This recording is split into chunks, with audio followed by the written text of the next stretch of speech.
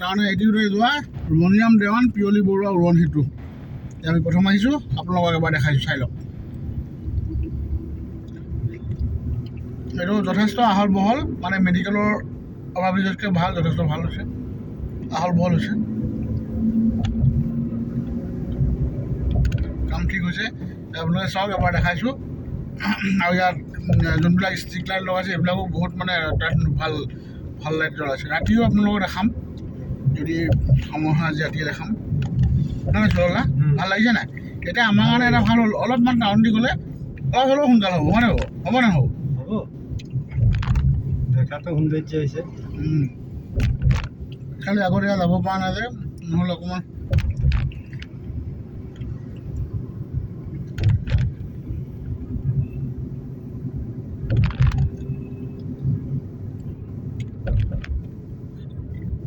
হ'ল আমাৰ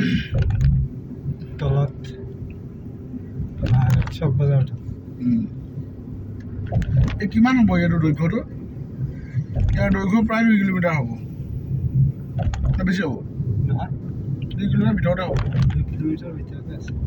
মাৰৰ প্ৰতি পাৰ হৈ গ'লোঁ কিছুমান কাম চলি আছে এতিয়াও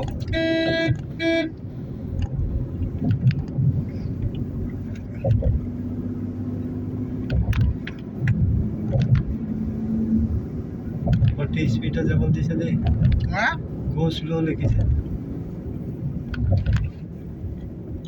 এয়াই এতিয়া শেষ হ'ল মোটামুটি ভালে লাগিছে ব্ৰিজখন মণিৰাম দেৱান পিয়লি বৰুৱা উৰণ সেতু নিমাতী ঘাট এইফালে 12.7 কিলোমিটাৰ আৰু কেন্দুৰগুৰি 2.4 কিলোমিটাৰ শিৱসাগৰ 53 কিলোমিটাৰ বৰ্তমান আমি এতিয়া শিৱসাগৰ যাওঁ এয়াই আপোনালোকক দেখালোঁ ধন্যবাদ